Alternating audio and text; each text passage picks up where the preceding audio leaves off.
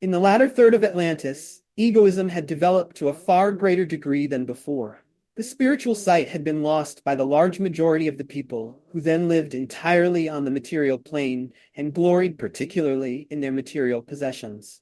The bull was very properly worshipped by them, being an emblem of strength necessary to conquer the material world. It was, on account of its prodigious strength, an invaluable aid in all their work. The proverb about the flesh pots of Egypt has remained illustrative to the present day, to show how abundantly that animal supplied their physical need of food. The milk of the female being also an important article of diet. The possession of many cattle was therefore ardently desired by the ancient infant nations, and the worship of the bull was inaugurated under the solar procession through Taurus during earlier great sidereal years, and continued to the comparatively modern times, when the sun by procession went through the sign of the celestial bull for the last time. At that point, when the sun entered the sign of the Lamb, Aries, the Aryan religions were inaugurated.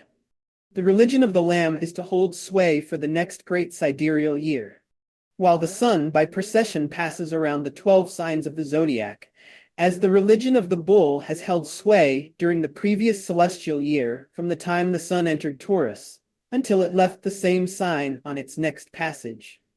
New religions, however, are not revealed in their fullness at the beginning.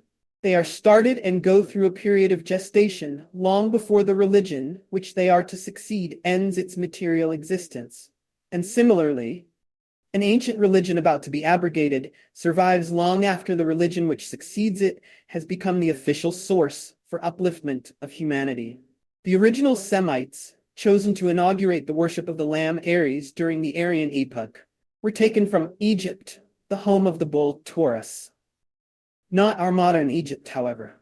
The story of Pharaoh, who endeavored to prevent their emigration and was drowned, has reference to Atlantis, which was submerged thousands of years before. Moses is supposed to have made his escape with the Israelites through the Red Sea. The facts underlying the story are that a multitude of people left the land where the bull Taurus was worshipped, Atlantis or Egypt, whose inhabitants were then drowned, to seek a promised land beyond the water which had engulfed an ungodly nation. There they were dedicated to the worship of the Lamb, Aries, which had been slain in Egypt, Atlantis. Through its blood these pioneers had been preserved from death, and it was thus the Lamb slain from the foundation of the present world, which we call the Aryan epoch. Noah's escape presents another phase of the same occurrence, relating that the mists which had enveloped Atlantis condensed to rain and flooded the basins of the earth, leaving a clear atmosphere in which the rainbow was seen for the first time at the opening of the New Age, the Aryan epoch, where a new covenant was made with the pioneers of the polity then ushered in. Atlantis was the home of the bull, Taurus, and when the sun, by procession, was leaving that sign the last time, the religion of the Lamb Aries was definitely ushered in. Thenceforth, the worship of the bull was abrogated, and when any of the pioneer race, brought out from the ancient Atlantean dispensation by the blood of the Lamb, Aries, backslid and worshipped the Taurian calf, they acted contrary to the law of progress and were therefore idolaters, and an abomination to the divine hierarchs whose task it was to guide them during the ages preceding the advent of Christ. On account of repeated transgressions, many were lost, and they are the Jews of today who still retain their Atlantean traits. See the Rosicrucian cosmoconception. Apart from the astrological key, the Bible is truly a closed book. But with this key, the matter is different. In the Old Testament, reference is made to two classes of animals: bulls, which were Taurian, sheep and goats, which were Aryan. These alone were used as sacrifices. Turtle doves were permitted as a concession to poverty. All the principal characters of the old dispensation were shepherds, Aryan, and Christ also announces himself as the great shepherd. In the New Testament we find another animal, the fish, attaining great prominence, and the apostles were called to be fishers of men. For then the sun by procession was nearing the cusp of Pisces, the fishes, and Christ spoke of the time when the Son of Man, Aquarius, shall come. Thus, our evolutionary journey is mapped out in the hidden astrological allusions of the Bible. The student now has a line on the march of events, which it is well to keep in mind. Jesus taught the multitudes in parables but explained the mysteries of the kingdom to his disciples.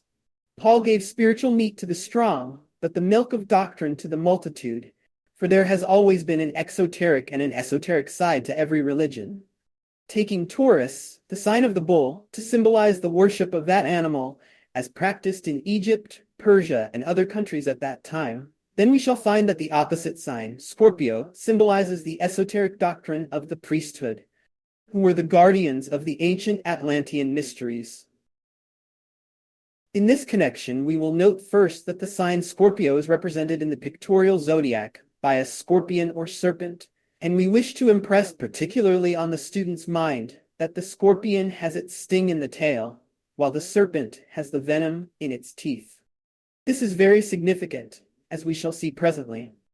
On looking up the word serpent in the Bible, we shall find that there are about 7 words that have thus been translated, but one of them, which was borrowed from Egypt, is Naya. This word is found on the old tablets in the ancient temples of Egypt, where Osiris, the sun god, is hailed when arising from the primordial deep. He was then crowned with glory and has the Uraeus Naya, an emblem of cosmic wisdom. The Uraeus was a part of a serpent's body, with its head depicted as protruding from a point in the forehead just above the nose, where the human spirit has its seat. And Christ therefore referred to the ancient serpent initiates when he said, "Be ye wise as serpents." In ancient Egypt, the king wore a crown adorned by a double serpent, Uraeus or Naja, which seemed to protrude from his forehead when the crown was placed upon his head. This was to symbolize the fact that he held the double office of king and priest by virtue of his sublime wisdom. In India also, the guardians of the mystery teachings were called Nagas or serpents. In the Icelandic Eddas, the northern Vedas, Siegfried, the truth seeker, slays the serpent, tastes of its blood, and then becomes wise. Nor, to elaborate on the statement made above, is it necessary to go outside our own religion for proof that the serpent is the symbol of wisdom, for the Christ himself said, "Be ye wise as serpents."